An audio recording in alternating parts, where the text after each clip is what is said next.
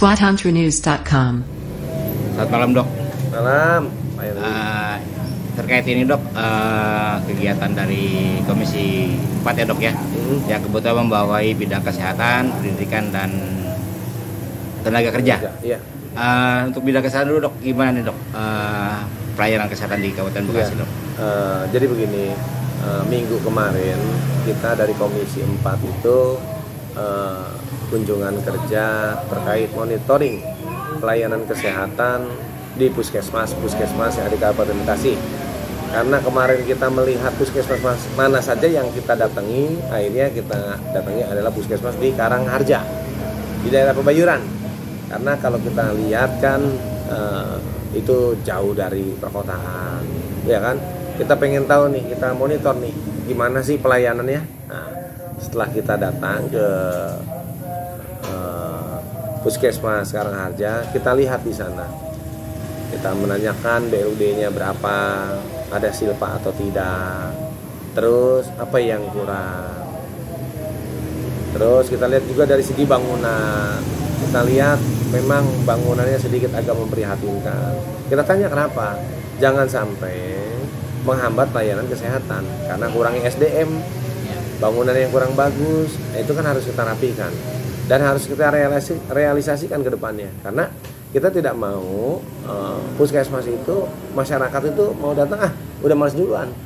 Tapi kalau ngeliat puskesmasnya bagus, puskesmasnya rapi, alhamdulillah nanti insya Allah masyarakat kalau sakit tidak harus jauh-jauh, itu tidak harus ke perkotaan.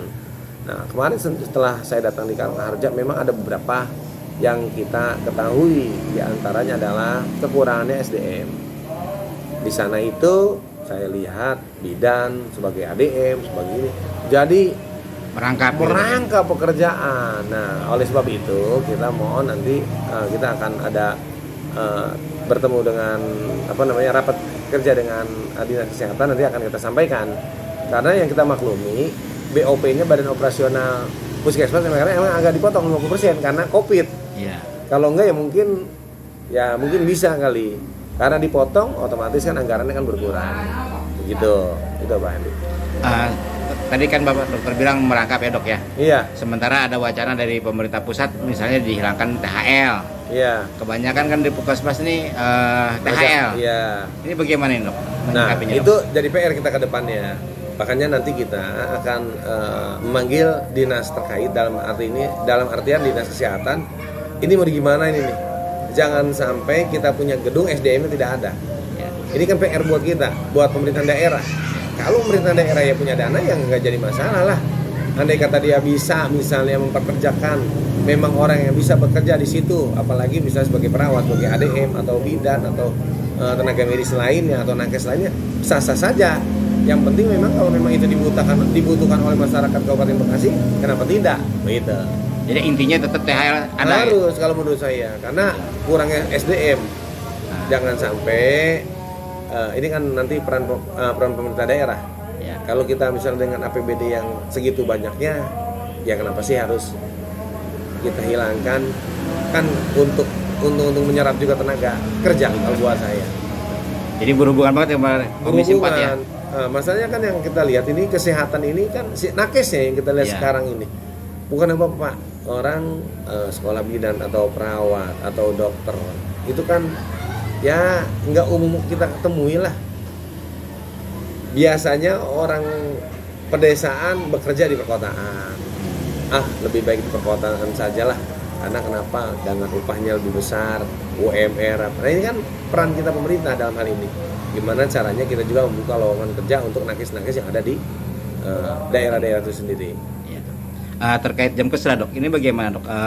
Jaminan kesehatan daerah ya? Iya. Apakah masih diberlakukan atau gimana dok? Jam kesehatan masih berlaku. Jam kesehatan sekarang kan kita pakai BPJS itu UHC Universal Health Coverage ya. Sudah hampir mencapai 95% lah. Jam kesehatan pun diperlukan. Cuma kalau saya tadi saya sudah bicara dengan teman-teman anggota Dewan Komisi 4, gimana jam kesda itu nanti di perbuknya juga ya apa kita membuat perda agar kayak pembacokan di jalan, pembegalan itu bisa masuk jam kesda. Sekarang masyarakat kan yang jadi kesian ini dia korban pembacokan tapi tidak masuk Jamkesda, tidak masuk BPJS. Ya. Itu kan yang kita bingung. Akhirnya, nah di sini harus ada yang dirubah nih. Apa yang dirubah? Nah di Perbuknya, gitu. Atau nanti kita perdakan. Itu nanti akan kita bahas. Akan kita bahas nanti di Perda Kesehatan. Kita akan kita bahas untuk kedepannya. Jangan sampai orang pembacokan, orang pembegalan tidak yang menanggung. Karena itu juga masyarakat Kabupaten Bekasi dan mempunyai hak untuk penanganan kesehatan.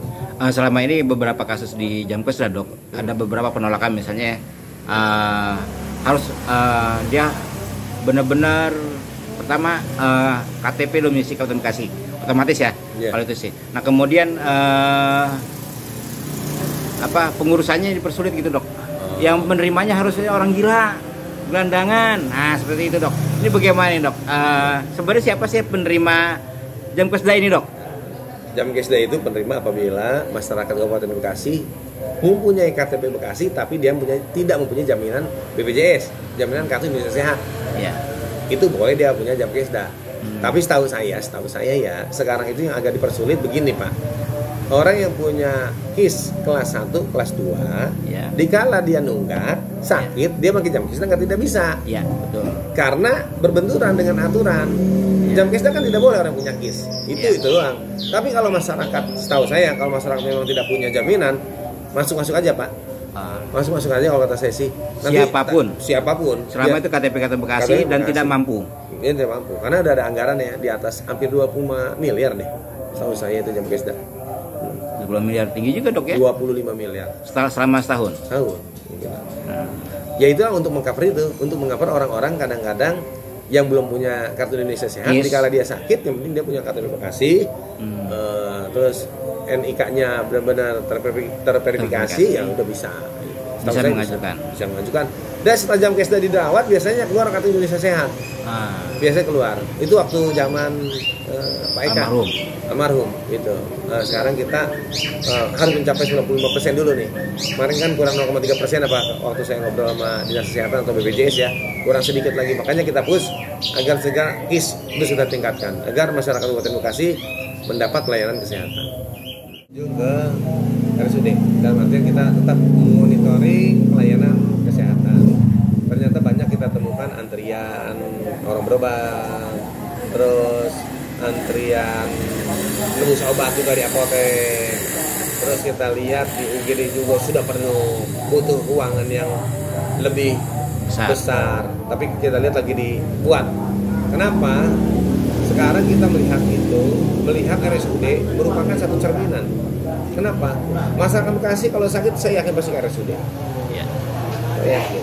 Makanya kita tadi bicara dengan Direktur RSUD, Bu, jangan salah. Sekarang ini RSUD sudah dijadikan bakal didoakan oleh masyarakat Kabupaten Bekasi. Setiap sakit pasti RSUD karena saya lihat SDM sudah mapan. Sudah mapan, apalagi besok katanya mau ada trauma center di mana kita ada 6.500 karyawan, 6.500 perusahaan. Trauma center jauh-jauh. Asal ke RSUD bisa meningkatkan PAD kan lumayan. Betul. Meningkatkan BLUD. Gitu. BLUD-nya juga lumayan. Saya lihat tadi. Kan perlu banyak pembenahan. Kata saya jangan hanya menerima pasien Jamkis dan KIS, tapi bikin juga PIP untuk pasien umum kayak di Kencana. Itu boleh. Ternyata tadi kata direktur, kita juga Dok lagi ingin membuat trauma center. Apalagi saya lihat kan Bupati sekarang nih cepet. PJ lumayan cepet. Bisa aja kan mendatangkan perusahaan agar kerjasama terkait trauma center dengan RSUD kan lumayan. Betul. Nah, jadi tidak kemana-mana. Iya. Nah selain itu tadi trauma center segala macam, bangunan gede ya. Jadi bangunan itu kan standarnya kita punya cuma 2 hektar berapa? 2,4 hektar ya. Sedangkan Bekasi 7 hektar kota. Ya. Karawang 12 hektar. Memang kita kurang itu. Kalau kata saya, dengan jumlah masyarakat yang 3 juta memang kita kurang. Ya. Nah, makanya tadi ada pengajuan untuk penambahan lahan untuk pembangunan RSUD. Saya yakin RSUD itu bagus. Bagus. Karena kenapa? Banyak orang juga dioperasi di sana dengan SDM-nya lumayan. Operasi apa yang di sana, Dok? Operasi saya tahu kemarin prostat. Ternyata alatnya lebih bagus dibanding rumah sakit yang lain. Itu SDM-nya juga lumayan, dokter-dokternya lumayan. Karena memang benar-benar laku. Saya lihat memang benar-benar bagus, cuman tinggal pelayanannya yang dibenahi ya. Dibenahi itu aja. Kalau kita SDM lumayan bagus. RSUD lumayan bagus karena sudah masuknya namanya rumah sakit pendidikan. RSUD kita ini. Untuk spesialis, bahkan katanya ada spesialis katanya residen di sana nanti. Berarti kan memang udah bagus. Berarti memang dokter-dokternya memang sudah berkekuatan gitu untuk mengajarkan dokter-dokter yang baru nanti depannya. Apalagi bakal dibuka juga untuk pembukaan dokter-dokter untuk spesialis itu residen. Berarti kan di situ sudah terlihat bahwa rumah sakit ini semakin lama semakin bagus. Salah satu kekurangan dari RSUD saya lihat dok ya, itu tidak ada pelayanan untuk kamar VIP kelas 1 VIP. Baru kelas 2 doang dok, kelas 2 sama kelas 3. Ini kelas 1 aja nggak ada, gimana nih dok? Makanya tadi kita kunjungan ke RSUD dalam artian RSUD harus punya kelas 1, harus punya VIP. Jadi BLUD-nya ayo kita tingkatkan untuk pasien-pasien swastanya. Ibarat kalau kayak rumah sakit Cipto ada kencana gitu. Karena saya yakin SDM-nya paling bagus, masalahnya sayang kalau misal tidak kita fasilitasi dengan ruangan, dengan tempat. Nah, oleh sebab itu kan RSUD minta penambahan tempat agar pasien juga kan udah mulai banyak, udah mengantri untuk berobat. Berarti kan antusias masyarakat untuk berobat ke RSUD itu sangat tinggi gitu. Oke. Pesan buat Dinas Kesehatan dok untuk masyarakat Kabupaten Bekasi juga. Pesan saya untuk Dinas Kesehatan ya pasti pertama target kita terkait UHC harus 95% karena masyarakat Bekasi punya hak untuk berobat, punya hak juga untuk sehat. Yang keduanya adalah pelayanan baik itu di puskesmas maupun di rumah sakit itu harus ditingkatkan. Itu aja.